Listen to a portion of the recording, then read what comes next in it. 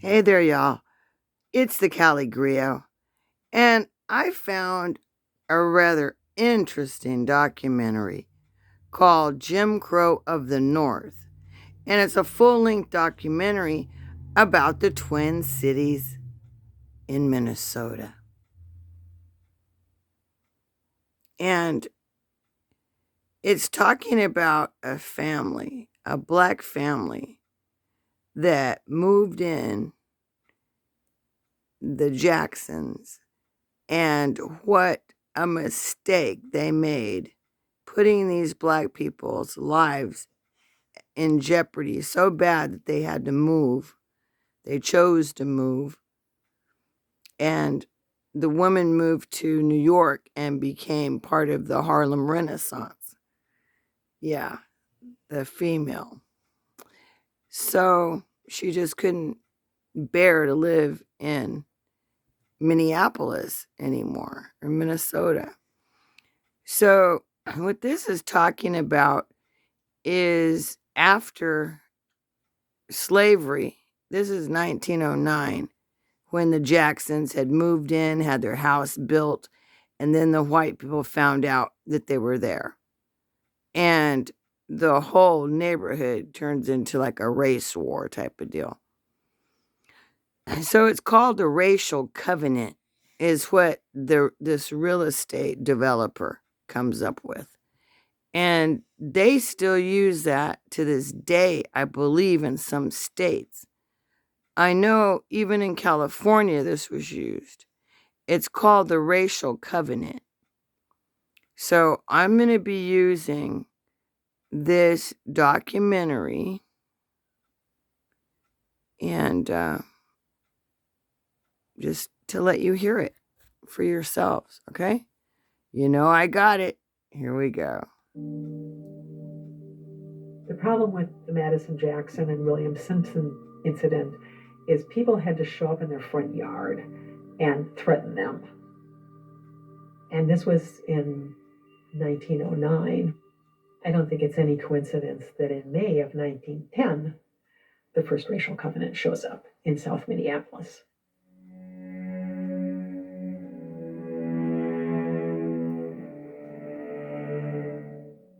I'm pretty sure I know who wrote that covenant, and that was one Edmund G. Walton. He was a real estate developer.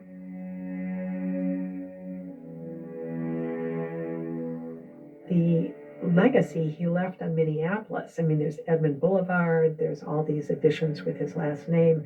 Really, probably the most important and the worst was this legacy of racial covenants. So when people purchase a home, traditionally you get an abstract package, and it shows every time your property, the property that you've just purchased, changed hands. And in Minneapolis, properties that were platted after 1910 are very likely to have these racial restrictions embedded in the property deed. Covenants. Now, what I want to show you, you know how we're always being told don't call ourselves black? That black is not a race, it's not a legal term. Look at this. They don't use black anywhere. It says Moorish, Turkish, Negro, Mongolian, or African blood. You see that? So these brothers and sisters been running around here telling us not to call ourselves black, that it's not a legal term, that when we're getting into these contracts, that our terminology is all wrong.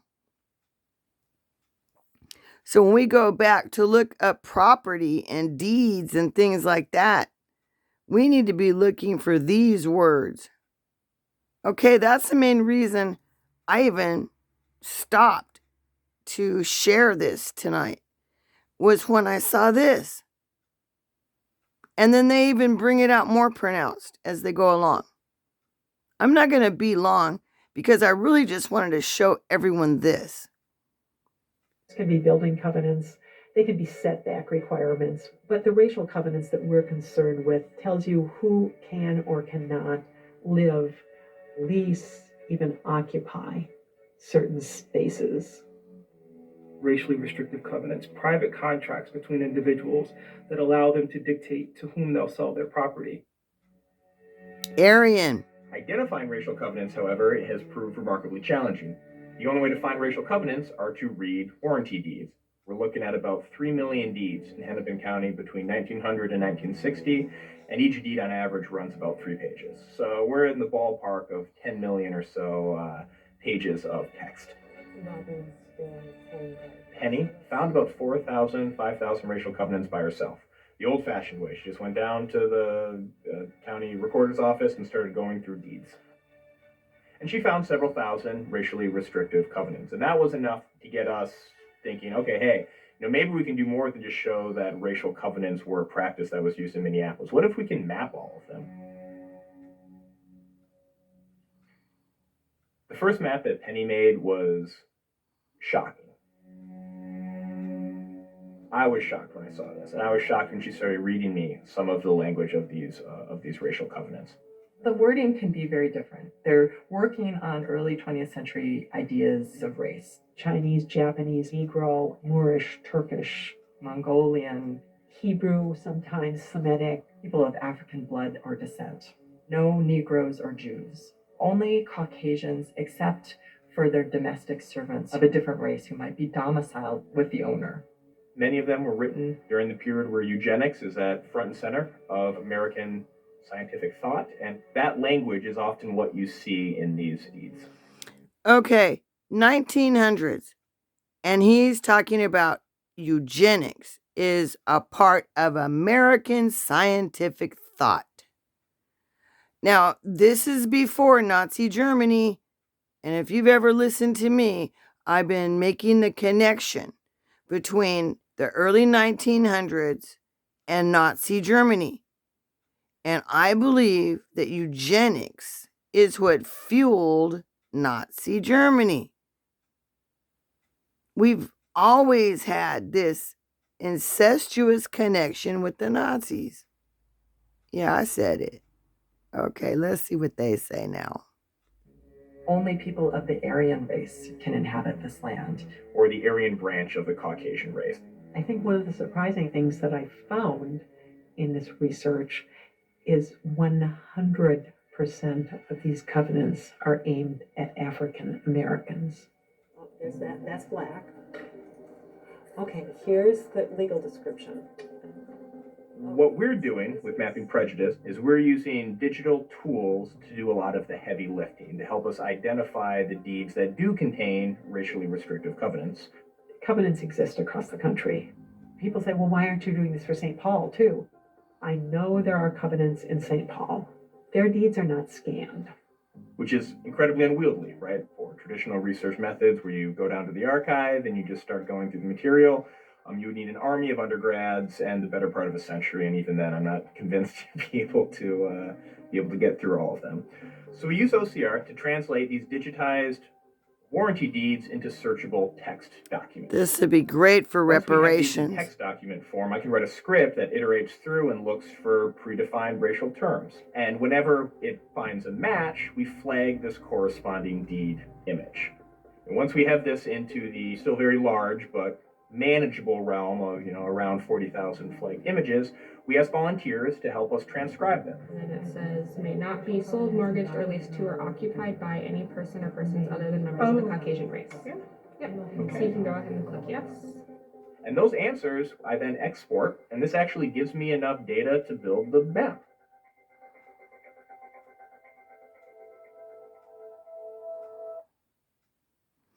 So this is exactly where Kim Potter was tried, and the judge, the white supremacist systematic judge, gave her 16 months, 24 months, and then we know she'll be off in no time. They gave her what they would give our kids for shoplifting, not murdering someone. And they keep calling these people killers instead of murderers. They're murderers. Whether they get away with it or not, they're still murderers. They want you to call them something else. No, they're murderers. So this police department in Minneapolis, we see how they get down in their system in the city, mapping out the real estate and the property and the way they segregate it. And it's still like that now. So if you want to see the rest of this, it's pretty long. It's about an hour long. I did want to draw it to your attention because of the verbiage. So when you're going through deeds and things like that, we need to be looking for those words. Moorish, Turkish. Those are the words that they were calling us at that time. All right? So I just wanted to let you know that when you hear people telling us that we're defining ourselves wrong, well, not that we are, but that these were the terms we were defined with. So when we're looking for ourselves, we'll know when they're talking about us. So if you're melanated, copper tone, color of a penny, that's us.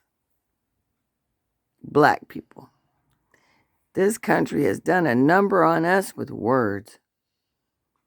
So I just wanted to draw your attention to all of this, especially since Putin is now saying that Ukraine is neo-Nazis, hanging out with neo-Nazis. Well, if you've ever been acquainted with the Operation Paperclip, you know he's not far off.